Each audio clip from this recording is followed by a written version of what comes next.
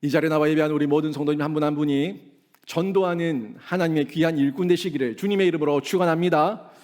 사도행전 말씀을 전하면서 선교적 교회의 사명에 대해서 제가 계속 강의를 하고 있습니다. 이 선교적 교회를 다른 말로 다시 표현한다면 전도하는 교회를 선교적 교회라고 얘기할 수 있습니다. 다 선교고 전도라는 측면인데 우리가 조금 나눠서 생각한다면 저 외국으로 나가서 하는 것은 선교고 우리 민족에게 하는 건 전도다. 뭐 이렇게 보통 개념을 잡고 있는데 선교나 전도나 모든 면에서 같은 맥락으로 좀 보셔도 되는데 여러분의 가정에 아무도 예수를 믿지 않고 있고 나 혼자만 예수 믿고 있다면 여러분 가문은 미전도 종족입니다. 그죠? 그죠? 여러분 가문에 오로지 예수 믿는 사람 나밖에 없다고 하면 여러분 가문은 미전도 종족이에요. 그 씨족이 전도 대상자들 아닙니까? 그러니까 거기는 선교지예요, 선교지. 제가 우리 믿는 분들 가운데 혼자 예수 믿는 우리 여성 집사님들, 권사님들한테 가끔씩 이런 신방할 때, 기도할 때 그런 말을 하죠. 선교사입니다. 이 가정의 선교사입니다. 라고 말하는데 진짜입니다. 아무도 믿지 않는 그곳에서 아무도 예배하지 않고 아무도 찬양하지 않고 아무도 헌신하지 않는 그곳에서 혼자서 예배한다는 게 얼마나 외롭겠습니까? 그런데 선교적 사명을 가지고 있을 때 전도하는 교회의 일원으로서 내가 살아내고 있을 때 여러분 외롭더라도 그곳에서 혼자라도 여러분이 먼저 예배를 일으키게 될 줄 믿습니다. 이번 설 명절을 맞이하는데 설 명절 가운데 여러분 마음에 뭐 이런저런 뭐 고민과 갈등이 또 있을 거예요. 뭐 누구를 데리고 여기 예배하라고 순서지에 넣어놨는데 내가 누구랑 예배하노? 이런 마음이 들 수도 있는데요. 여러분 자녀들 데리고 기도하시고 예배하시고 정말 자녀들도 없다면 자녀들도 함께 예배할 사람이 없다면 혼자서라도 예배하세요. 그런 담력도 있어야 될 거 아니에요. 내가 그곳에서 예배할 때 나 혼자 예배했지만 그곳에서 이미 예배가 일어났어요. 이제 하나님께서 예배하는 동력자들을 붙여주실 거예요. 근데 예배하지 않는데 무슨 동력자가 필요합니까? 나부터 예배할 때에 동력자가 일어나는 거예요. 눈치 보지 마시고 뭐 죄 지었습니까? 왜 눈치를 봅니까? 왜 자꾸 그렇게 주눅들어 삽니까? 이 자유 대한민국에서 마음껏 자유롭게 주 안에서 진리 안에서 자유하시고 복음을 증거하는 그런 은혜를 여러분이 누리셔야 됩니다. 전도와 선교 이거는 제가 지금 목사가 여러분에게 강요하는 게 아니라 이거는 우리 신자들 우리 교회 일원들 모두에게 주신 예수님의 지상 대위 명령이잖아요. 그러니까 아무리 백날 천날 말해도 100번 1000번 말해도 이건 지나침이 없습니다. 이건 우리 모두가 가슴에 깊이 새겨야 될 유일한 명령이기 때문에 이 명령을 우리가 행해야 된다는 거고 교회 일원된 우리 일꾼들은 눈치 보면서 자꾸 주눅들어 있지 말고 나부터 내가 있는 그 자리에서 내가 예배하게 되면 또 그 예배를 통해서 예배자들이 붙게 되고 또 예배할 때 나랑 함께 예배자가 없는가 돌아보게 되고 점검하게 되고 또 그들에게 복음을 전하게 되는 전도라고 하는 열매도 함께 맛보게 되는 겁니다. 제가 오늘 도약하는 일꾼 오늘까지만 하려고요. 뭐 더 얘기할 것도 많은데 또 웨스트민스터 소규리문도 또 해야 되고 할 게 많아서 일단 오늘까지만 이렇게 얘기를 하는데 전도에 대해서 오늘 말씀을 좀 드릴 거예요. 전도의 대상을 여러분이 정확하게 좀 구분하십시오. 전도의 대상이 없다는 것은 전도를 하지 않겠다는 거예요. 여러분에게 태신자를 가슴에 품으라고 새생명 초청잔치 때 얘기하지 않습니까? 아니 그렇지 않습니까? 태신자를 작정하지 않고 내가 가슴에 품지도 않았는데 누구를 전도하겠습니까? 내 마음에 누구를 전도하겠다는 대상을 우선 정하고 그들에게 찾아가서 복음을 전하는 이런 수고와 노력을 해야 됩니다. 그래서 이 전도의 책임은요 교육자에게만 있는 게 아니라 우리 모든 교회 일원들이 다 가지고 있습니다. 모든 교회 일원들이 선교적 사명을 받은 일원들이고 신자이기 때문에 우리 모두가 그 전도의 책임을 가지고 있는데 당장 이번 설명절 이 설명절에 여러분이 믿지 않는 여러 가족들을 만날 거예요. 이 가족들을 만났을 때 여러분이 이 사람들이 나의 전도 대상자다 하는 걸 좀 인식을 하시고 미리 마음의 준비를 좀 하셔야 돼요. 그냥 뭐 보통은 이번에도 우상 숭배하겠네, 음식 만들라고 하겠네, 절하라고 하겠네. 일단 그런 것에 대해서 이미 겁먹어요. 누가? 우리 그리스도인들이 먼저 겁을 먹고 전도하겠다는 생각은 온데간데 없고 먼저 내가 숨어요, 숨어. 그러니까 숨어버리니까 어떻게 전도가 되겠습니까? 만나서 부딪히기도 하고 또 그 가운데서 복음을 전할 수 있는 기회를 얻고 아무튼 이런 부대낌이 좀 있어야 되는데 아무튼 그 자리를 다 피해버리고 도망가 버리니까 무슨 전도가 되겠냐는 거예요. 여러분 이번 명절에 한번 보세요. 우리 가족들을 만날 텐데 많은 가정이 그럴 거예요. 많은 가정, 온전히 모든 집안이 다 예수 믿지 않으면 또 아침에 차례를 지내고 우상숭배를 할 겁니다. 뭐 지방을 쓰고 뭐 음식을 차리고 향을 피우고 뭐 잔을 3번 돌리고 뭐 엎어졌다 일어섰다 자꾸 할 거예요. 할 건데 그 모습을 보면서 여러분 좀 마음에 어떤 마음이 듭니까? 아이고 나는 저 자리에 없으면 괜찮다 이런 마음으로 그냥 도망가 있어요? 그 모습을 보시라고요. 그 우상숭배의 광경을 보세요. 보셔야지 여러분 마음에 애통함이 생기는 거예요. 물론 내 마음에 불같이 일어나는 분노가 있어가지고 내가 가서 제사상을 다 엎어버릴 것 같다 하면은 나가 있는 게 좀 좋겠지만 그런 게 아니라 그 영혼을 보고자 한다면 앉아 계세요. 그 옆에서 절하지 마시고 그 절하는 사람들의 그 민모습을 보라고요. 이 민낯을 보라고요. 얼마나 어리석고 얼마나 무지하고 얼마나 지각이 없는지 보라고요. 그 모습을 보면서 저 우상 숭배하는 모습을 보고 내가 저들에게 복음 전해야 되는데 내가 저들에게 복음 전해야 되는데 그 뒤에서 기도하세요. 여러분 뒤에 서가지고 하나님 저 사람들이 이제 주님 앞에 엎드리게 하시고 주님 앞에 무릎 꿇게 하시고 주님 앞에서 예배하게 하시고 기도하시라고요.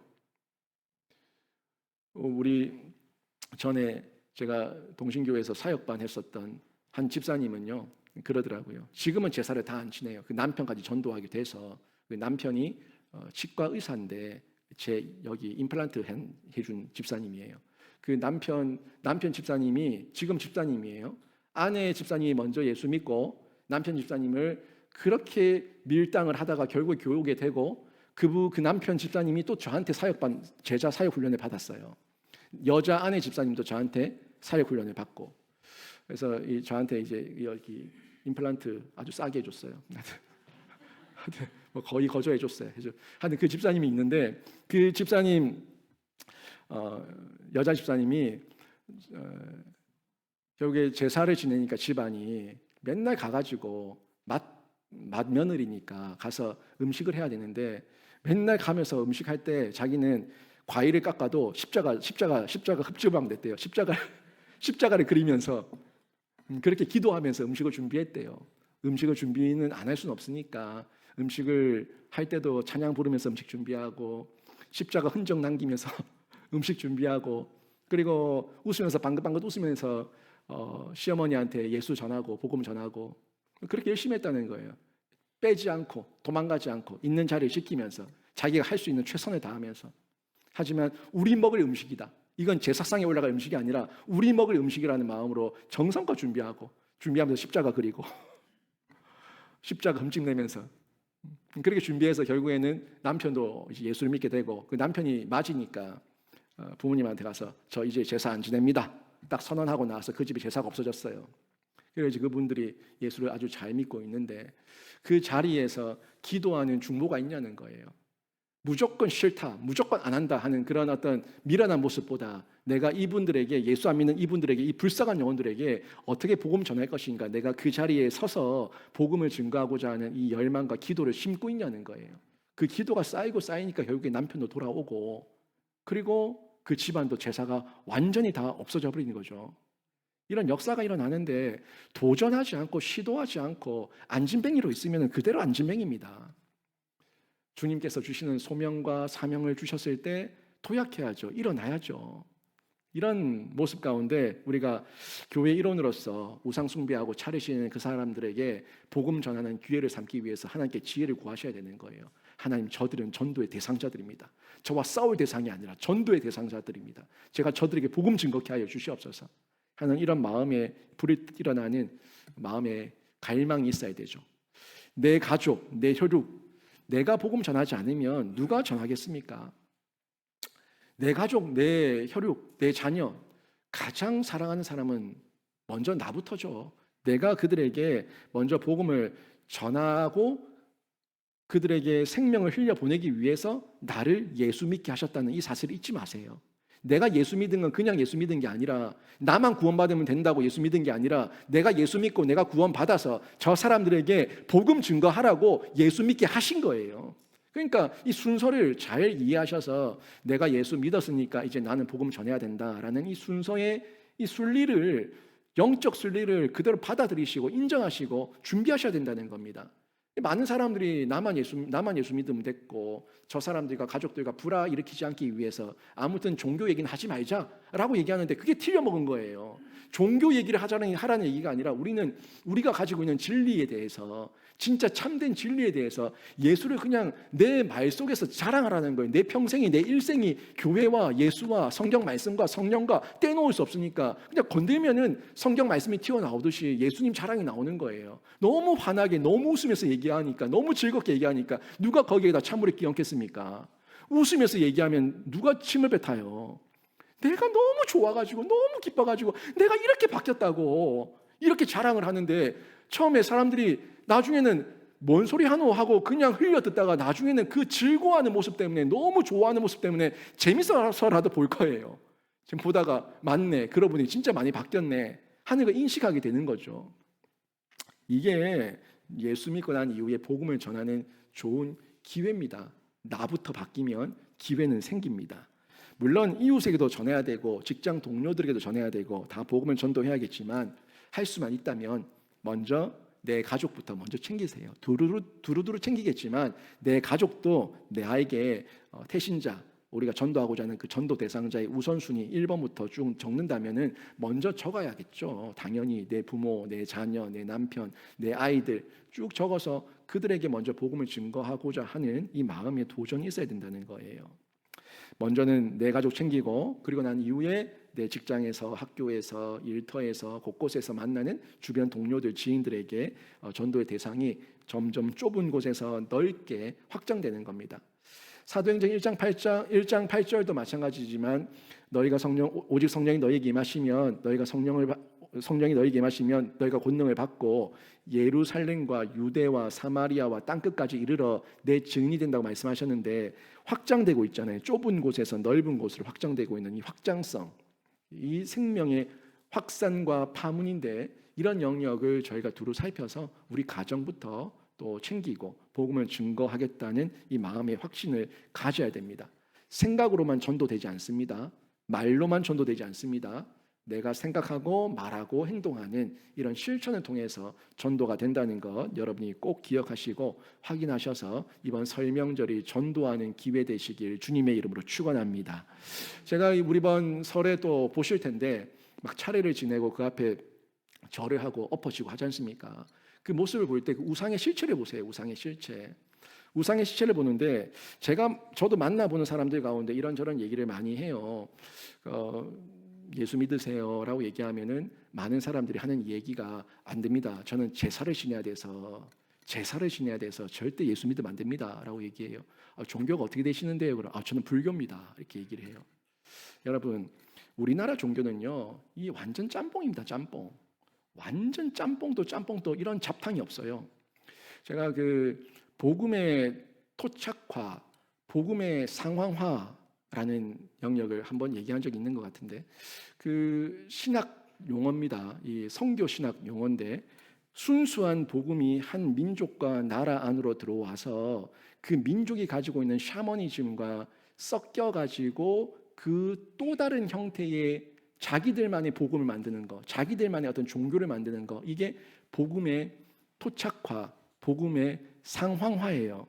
이게 전에 제가 동방으로 건너온 네스토리우스 학파의 어떤 기독교 교회, 그게 중국의 경교다 하는 걸 제가 그 금요기폭 시간에 한번 말씀드린 적이 있는데, 그 당나라 때 들어왔던 경교가 신라에까지 전달되어서 1956년에 불국사에서 발견된 그 경교의 흔적이 남아 있었는데, 그 흔적이 십자가가 나왔다, 그 마리아 성모상이 나왔다 하는 부분 제가 말씀을 드렸던 기억이 있을 겁니다. 그 성모 마리아의 형태를 따서 관음 보살상 같은 해서 아기를 안고 있는 이런 관음 보살, 이런 어떤 동석재, 이런 십자가 나왔던 걸 제가 말씀드렸는데, 그때 이제 그게 경교가 이 나라에 들어와서 토착화 된 거죠. 교회가 기독교가 중국으로 들어가서 토착화 되고 토착화 된 당나라의 경교가 신라로까지 들어와서 토착화 됐던 부분인데 완전 다 짬뽕이 된 거예요. 짬뽕이 된 거예요. 여러분 차례를 지낸다고 하는데 차례 지내고 제사 지내는 거 이거 불교가 하는 겁니까? 유교가 하는 겁니까? 정확하게 따지면 누가 하는 거예요? 유교가 하는 거예요.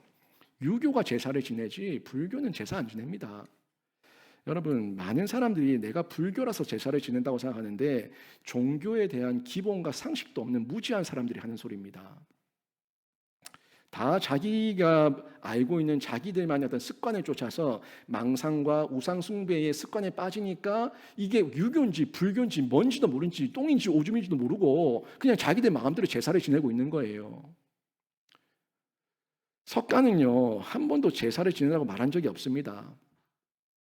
석가는 영혼에 대해서도 말한 적이 없습니다. 석가는 윤회 사상에 대해서는 말한 적이 없습니다. 인도로 간 붓다, 이 붓다가 부처죠.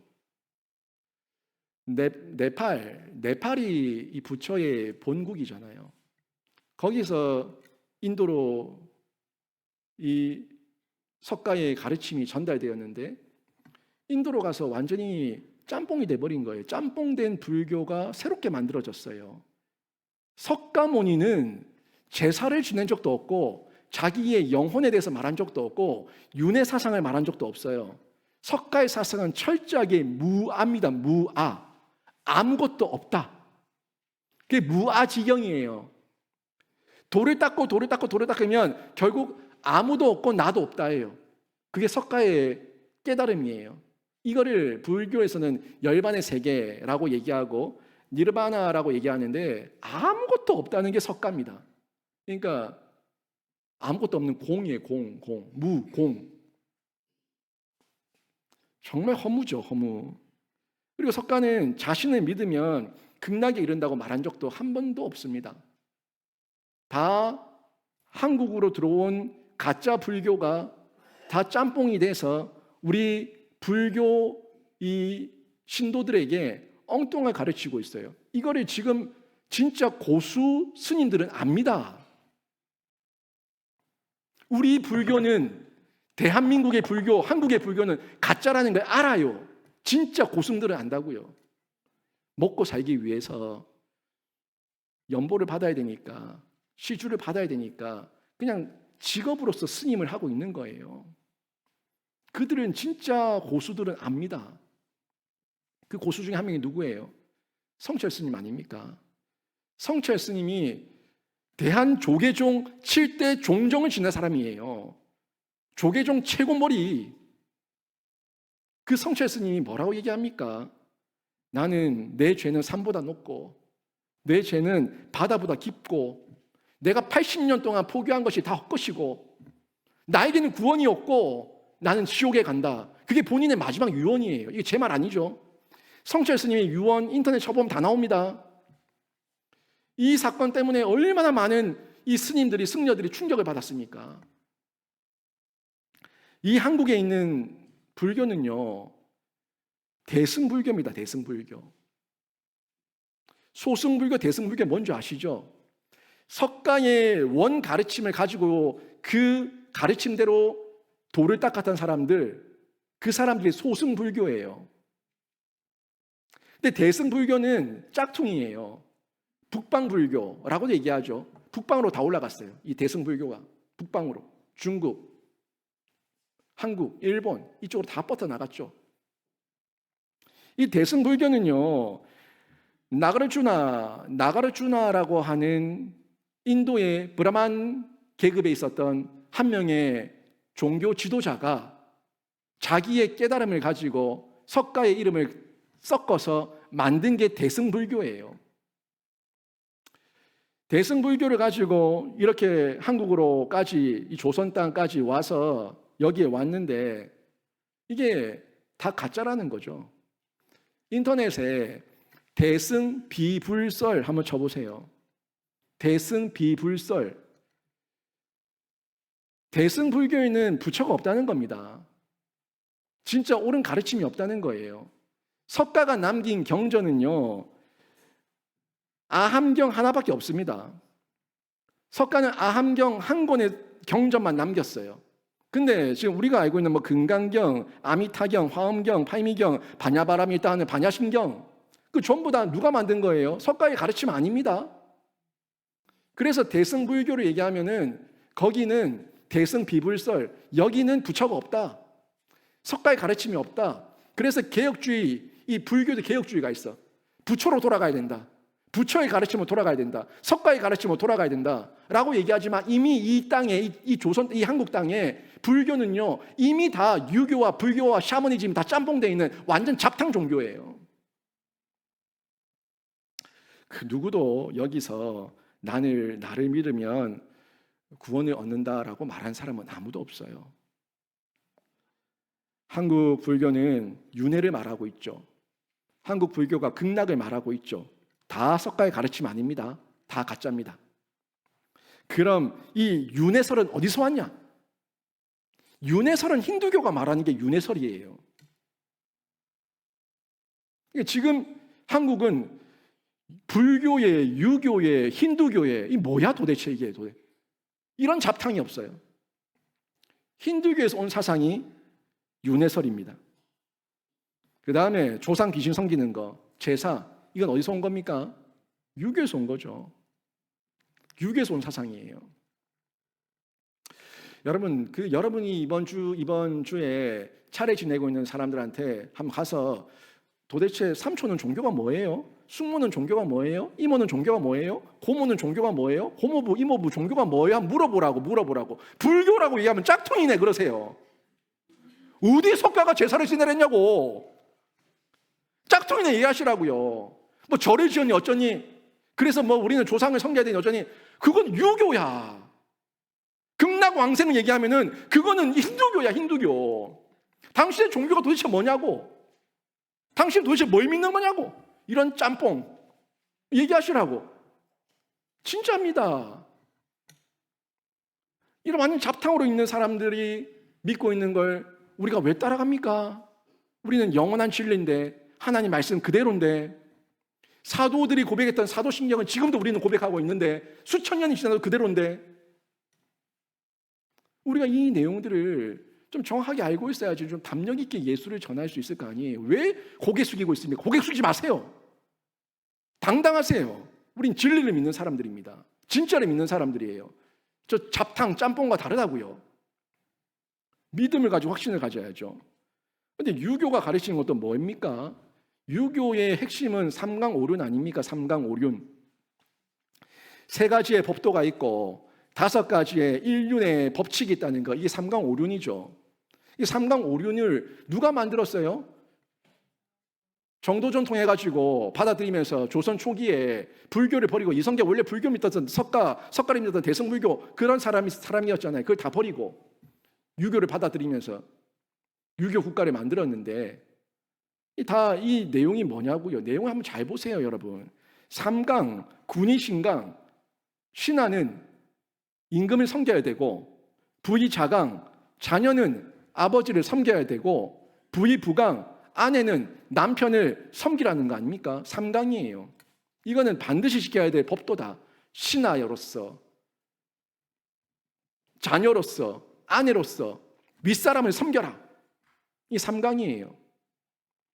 오륜이 뭡니까? 군신유의, 신하는 또 임금을 섬기고, 부자 유친, 자녀는 아버지를 섬기고, 부부 유별, 남편과 아내의 질서가 있으니까 아내는 남편을 분별해서 섬기고, 장유 유서, 어른과 어린이는 차례가 있으니까 어른이 먼저고 어린이는 그 어른을 공경할 것이고, 봉우 유신, 친구 사이에 믿음의 도리가 있으니까 그 도리를 지키라 하는 내용인데, 왜 이런 걸 가르쳤을까요? 유교에서 왜 갑자기 조선이 국가를 건국하고 난 이후에 갑자기 그 오랫동안 자기들이 가지고 왔었던 불교를 버리고 유교를 받아들여서 이걸 왜 국교로 만들었을까요? 이유는 가득 한 가지예요. 기득권. 기득권을 보존하기 위해서 조선이 자신들의 기득권을 지키기 위해서 채택한 종교가 유교 아닙니까? 유교가 가진 핵심을 한마디로 얘기하면 힘 있는 사람을 힘없는 사람이 섬기는 거예요. 힘없는 사람은 힘 있는 사람을 섬기라는 거예요. 그거 가르치려고 쇠뇌시키기 위해서 유교를 가지고 온 겁니다. 공자왈, 맹자왈 하면서. 이런 사상이 이 나라와 가정을 지배하니까 조상 귀신 섬기는 제사로 지금 드러나고 있는 거예요. 불교에도 제사, 유교의, 불교의, 힌두교의, 샤머니즘의 온통 짬뽕이 돼서 제사로 하고 이렇게 조상 귀신을 섬긴다는 거예요. 여러분, 이 민족이 얼마나 오랜 기간 동안 이 민족 면면에 흐르는 샤머니즘이 득세합니까? 이 21세기 미디어 인터넷 과학 시대를 살고 있는데도 아직도 저 갓바위와 저 팔공산에는 굿당들이 판을 치고 있고 점집들이 허다하고 얼마나 이 민족 가운데 뼛속까지 이런 잡신들이 곳곳에 파묻혀 있는지 지금 보이지 않으세요? 잡신이에요, 잡신. 어디서 근본도 없는 잡신들이에요. 잡귀신들. 근데 왜 그 잡귀신들을 섬기는 그 세상 사람들 앞에서 우리가 고개를 숙이고 있냐고요.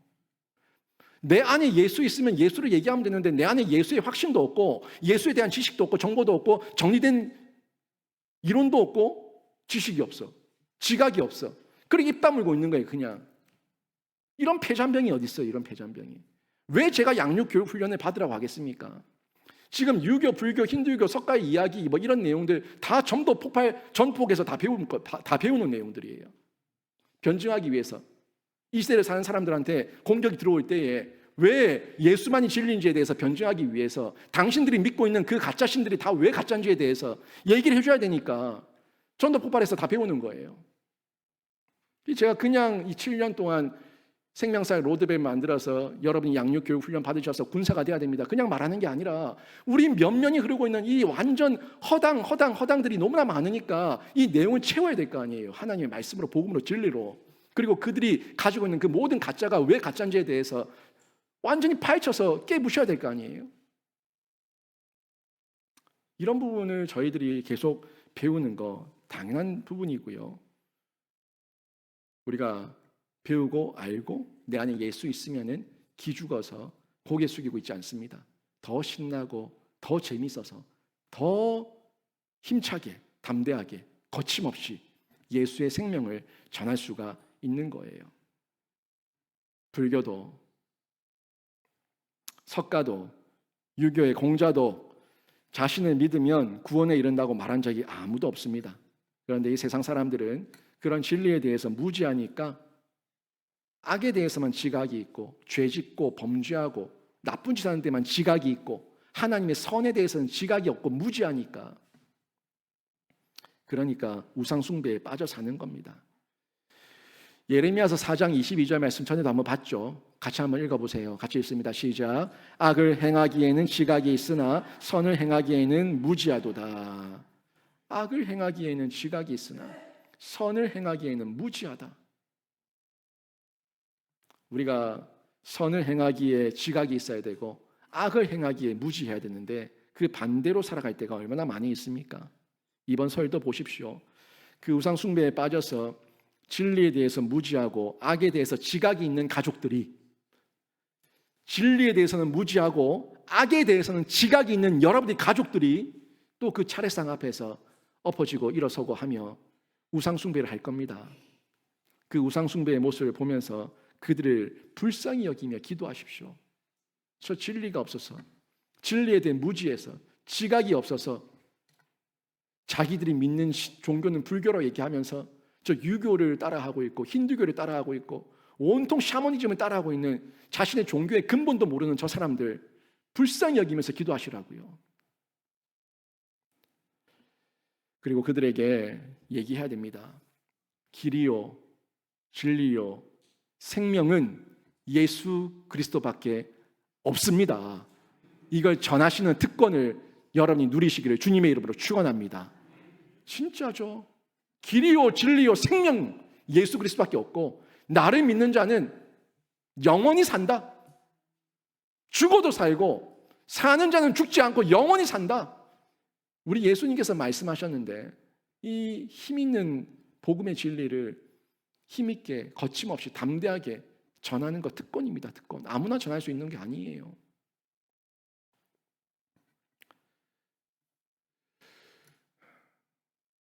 담대하십시오. 여러분 가족들 중에 누가 저를 지었든 뭘 했든 부모가 뭐든 어떻든 다 가짜. 좌우간 10분만 얘기하면 입 다물게 해줄 수 있어요. 다 가짜. 그 가짜 믿고 있는 그 사람들 여러분이 기죽지 마시고 담대하세요. 대부분 예수 거부하는 사람들은 불교라고 얘기하대요. 그러니까 스님들도 이런 내용을 아는 사람들은 자기들이 절하다가도 이거 아닌데, 이 가짜인데, 이 가짜인데 그 고민에 빠지는 거죠. 정말 가짜니까. 거기에 진리가 없으니까. 석가의 가르침이 아니니까. 여러분, 우리가 이 특권을 아무튼 잘 선용하셔야 되는데 전도에 적용을 좀 해봅시다. 전도에 적용함에 있어서 제일 먼저는 개인적 관계 전도가 최우선입니다. 사실 여러 가지 전도의 방법이 있지만 사실 관계가 안 맺어지면은 전도하기가 상당히 어려워요. 일단 경계를 많이 하죠. 또 워낙 세상이 험하다 보니까 저 사람 이상한 사람 아닌가 싶어서 색안경을 끼고 보기도 하고 이단들도 너무 많고 그래서 이런 관계 전도가 우선은 필요한데요. 빌립과 같이 개인적인 이 관계 전도를 저희가 잘 활용해야 됩니다. 요한복음 1장 45절 46절에 보면 이런 말씀이 나와요. 한번 보세요. 빌립이 나다나엘을 찾아 이르되 모세가 율법에 기록하였고 여러 선지자가 기록한 그 일을 우리가 만났으니 요셉의 아들 나사렛 예수니라. 나다나엘이 이르되 나사렛에서 무슨 선한 것이 날 수 있느냐. 빌립이 이르되 와서 보라 하니라. 지금 빌립이 고향의 이 친구죠. 이 고향 사람 나다나엘을 찾아가서 나다나엘에게 주님을 소개합니다. 주님을 소개하고 그리고 나다나엘이 그 나사렛에서 무슨 선한 게 나겠냐라고 얘기를 하니까 아니다 와서 한번 봐라 와봐라 라고 아주 강권적으로 얘기하고 있는 이 장면을 볼 수가 있는데요. 우리가 누군가에게 찾아가서 복음 전하는 거 너무너무 중요합니다. 여러분에게 특별하게 의미 있는 사람들이 있죠. 친구도 있고 또 끊어내야 끊을 수 없는 관계성 속에 있는 그런 분들, 여러분에게 붙이신 분들이에요.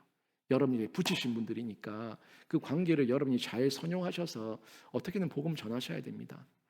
지혜롭게 전하시고 또 여러분이 잘 정리해서 전하시고 인내하며 전하시고 인간의 언어로 설득하지 말고 성령께서 그들의 심령 가운데 은혜를 주셔서 주께로 돌아오고 순복하게 해달라고 저희가 기도하는 마음으로 복음을 전해야 됩니다. 이런 관계 전도가 있고요. 그 다음에 또 다른 전도는 전도지를 배부하는 전도예요. 이걸 문서 전도라고도 하는데 잘 정리되어 있는 이 전도지를 어떤 물티슈든 건빵이든 어떤 전도 용품과 함께 이렇게 전달하는 거. 사실 그 짧은 시간 예수 믿으세요 이 한마디만 전하지만 그때 복음의 진수를 다 얘기할 수 없으니까 이 사람이 자기 집에 가서 그래도 한번 펼쳐서 봤을 때 그래도 그 하나님의 감동이 있으면 한번 읽어볼 테니까 읽어보는 중에 예수 믿게 되기를 바라는 그런 마음을 가지고 저희가 전도지를 배부하는 이 문서 전도를 할 때도 있습니다. 또 다른 전도의 방법이 미디어 시대다 보니까 이 미디어를 통해서 저희가 선교도 하고 전도를 할 수가 있는데 여러분 그 우리 교회 유튜브 채널에 우리 교인 성도들보다 한 2배가 더 많죠. 2배 이상 더 되는 사람들이 우리 교회 유튜브에 들어와 있어요. 어디서 그렇게 모였는지 저도 잘 모르겠는데 아무튼 이 유튜브 채널 속에서 여러분이 설교 영상을 한 번이라도 봅니까? 올려놓으면 한 번이라도 보세요. 3분 메시지 올려놓으면 한번 보세요. 이게 전도의 방법인 걸 여러분 모르시더라고요. 제가 절에 한 번 더 봐달라고 얘기하는 게 아니에요. 제 얘기를 한번 더 들어달라고 부탁하는 게 아니에요. 이게 왜 전도의 방법이 되냐면 내가 유튜브를 구독하고 영상이 올라왔을 때 그냥 뭐 올라왔을 때 한번 눌러가지고 한번 플레이 시키는 거, 그리고 거기에 좋아요 한번 누르는 거, 그게 전도입니다. 그게 전도예요. 왜 전도인지 아세요? 유튜브는 알고리즘 방식으로 운영이 되기 때문에 그 관련된 검색어, 관련된 어떤 그 내용들, 그런 부분들을 가지고 관심사죠, 관심사. 서로 연결되어 가지고 거미줄처럼 막 연결이 됩니다. 그래서 복음에 대해서, 교회에 대해서, 어떤 설교에 대해서, 어떤 뭐 강해라든지 어떤 성경 구절 또는 성경권, 뭐 마태복음, 누가복음, 뭐 사도행전, 어떤 그런 영역에 관심을 가진 사람들이 우리가 조회수를 많이 누르고 좋아요를 많이 누르면은 그 사람들에게 뜬다고요, 이게. 그게 알고리즘 방식이에요. 그래서 내가 유튜브를 통해서 어떤 뭐 야구를 봤다든지 축구를 봤다든지 어떤 드라마를 봤다든지 하면은 그런 내가 검색하지도 않은 것들이 관련 유튜브 채널들의 영상들이 쭉 올라오는 이유가 내가 거기에 관심 가지고 봤기 때문에 그 연관된 화면들이 뜨는 거예요. 그래서 여러분이 좋아요를 많이 누르고 또 화면 클릭을 해서 조회수를 더 높여 놓으면은 그게 다른 사람들한테 불특정 다수한테 막 전달되는 전도의 효과가 있다는 거예요. 미디어 팀이 얼마나 열심히 사진을 찍고 영상을 올리고 하는지 아십니까? 이게 상 줘야 돼요, 상 줘야 돼요. 정말 상 줘야 돼요. 교회 홈페이지에도 목숨 걸고 사진 찍지 않습니까, 이분들은? 목숨 걸고 사진 찍어 사진 올리고 페이스북은 여러분 페이스북 페이지 있는 건 모르시는 것 같아. 우리 교회 영신교회 페이스북 페이지를 만들어 놨는데 이 페이지에는 39명밖에 없어요, 지금도. 그런데도 우리 미디어 팀은 그 사람의 숫자에 굴하지 않고 매주 올립니다. 매주. 아주 사명감을 가지고 올립니다. 왜 그렇게 할까요? 왜? 남이 보든지 말든지 일단 그 작업이 선교고 전도기 때문에 하는 거예요. 누군가에게 이 미디어 세상에서 자꾸 누군가에게 퍼져나가는 어떤 연결고리가 되니까 하는 거예요. 제가 여러분에게도 3분 메시지 전도 대상자들한테 보내세요, 토스하세요, 보내세요 이렇게 얘기하는 게 그런 부분이 미디어 시대에 저희가 할 수 있는 어떤 방식의 전도가 되는 거죠. 노출이 많이 되면 많이 될수록 결국 교회를 알리고 복음을 전하는 기회가 되기 때문에 그렇습니다. 그 다음에 또 다른 전도의 방법이 노방전도죠. 미련해 보입니다. 나가서 누군가 내가 모르는 사람에게 복음을 전하고 모르는 사람에게 다가간다는 거 참 미련해 보이고 참 어려워 보이는 이런 노방전도도 있어요. 뭐 예전에는 여러분도 많이 다니셨을 거예요. 아파트 집집 대문마다 문 두들기면서 이렇게 노방전도했었던. 요즘은 이 신천지나 이단들이 하도 많이 그 짓을 하니까 우리도 똑같이 하면은 똑같은 취급당해서 요즘 그런 방법을 잘 하지 않는 교회들이 많은데 이런 노방전도 또 외부로 나가서 우리가 쓰레기를 주우면서 사람들에게 전도지를 전하고 쓰레기 봉투를 나눠주고 하는 거 이런 부분들도 우리가 전도의 한 영역으로서 저희가 해야 되는 거예요. 뭐 우리 가족을 구원하고 가족들에게 복음을 전하는 영역은 우선이고 그리고 점점 넓혀 나가서 이렇게 다양한 방법으로 저희가 전도를 해 나가는 거 우리 모두가 해야 되는 전도라는 겁니다. 근데 그게 미련해 보인다고요. 미련해 보이는데 하나님께서는 그 미련한 방법을 통하셔서 하나님께서는 역사하시고 기적을 일으키실 줄로 믿습니다. 이 말씀이 오늘 고린도전서 1장 21절 우리가 읽었던 말씀 아닙니까? 다시 한번 읽어봅시다. 같이 읽습니다. 시작. 하나님의 지혜에 있어서는 이 세상이 자기 지혜로 하나님을 알지 못함으로 하나님께서 전도에 미련한 것으로 믿는 자들을 구원하시기를 기뻐하셨도다. 아멘. 어떤 방법으로 진행되든 전도는 신자에게 주신 영광스러운 책임이에요. 정말 영광스러운 책임이고 사명이고 특권입니다. 여러분 이걸 기억하시고 미련해 보이고 어렵다, 안 된다라는 그런 부정적인 생각을 깨트리시고 우리 하나님께서 능력 주십니다. 여러분이 성경으로 채우시고 또 성령으로 우리 안에 채우시면 우리 마음을 새롭게 하면은 하나님께서 우리에게 증인 되게 하실 줄로 믿습니다. 그 증인 되라고 성경도 주시고 성령도 주신 거예요. 성경 여러분만 알지 마시고 성령 여러분만 받아서 혼자 뜨겁지 마시고 성령 받아서 머리가 뜨거워지고 새로워지고 성령 받아서 이 마음이 뜨거워지면 이제 나가서 증인이 되시라는 거예요. 내가 증인으로 살지 못하는 것은 결국 내 안에 성경도 없고 성령도 없다는 거예요.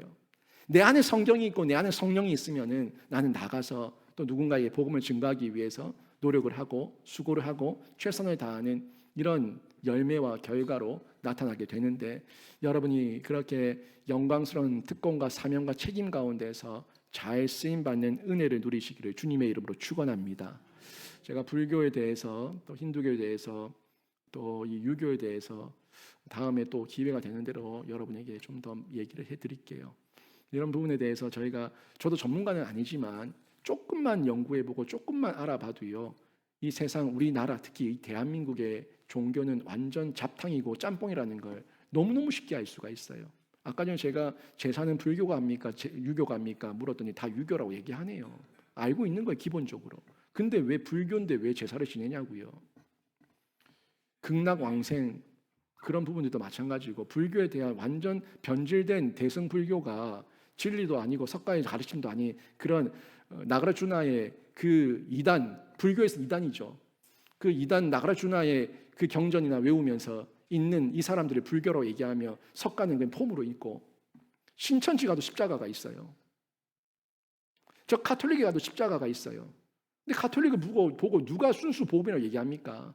제사 지내고 담배 피고 술 마시고 못된 짓 다 하고, 구원파를 보고 누가 순수 복음이라고 얘기합니까? 순수 복음은 진짜 진리 안에 있는 우리고, 우리가 기죽을 이유가 전혀 없다는 거예요. 담대하십시오. 이번 설명절 먹고 마시고 쉬고 즐기는 것도 좋지만 오랜만에 만난 가족들에게 복음 전하는 기회로 여러분이 그 기회를 잘 선용하시기를 바랍니다. 감정적 논쟁은 피하십시오. 제가 여러분에게 복음을 힘있게 전하라고 하는 것은 가서 목에 핏줄 세우면서 싸우라고 하는 얘기가 아닙니다. 감정적 논쟁은 피하시고 부드럽게 말하면서 지혜롭게 예수의 복음을 전달하십시오. 그 지혜를 구하시고 너무너무 필요한 영역이니까 하나님께 받으십시오. 그리고 오늘 베드로가 그 안진뱅이에게 우리를 보라고 외쳤던 것처럼, 또 오늘 빌립이 나다나엘에게 와 보라고 말했던 것처럼, 여러분이 하나님의 그 담력과 은혜 가운데 거침없이 하나님의 도우심을 간구하면서 복음을 잘 증거하셔서 여러분 개인과 가정과 우리 모든 교회 가운데 새 생명의 향기가 진동하고 주께로 돌아오는 백성의 수가 더욱더 많아지기를 주님의 이름으로 축원합니다. 아멘.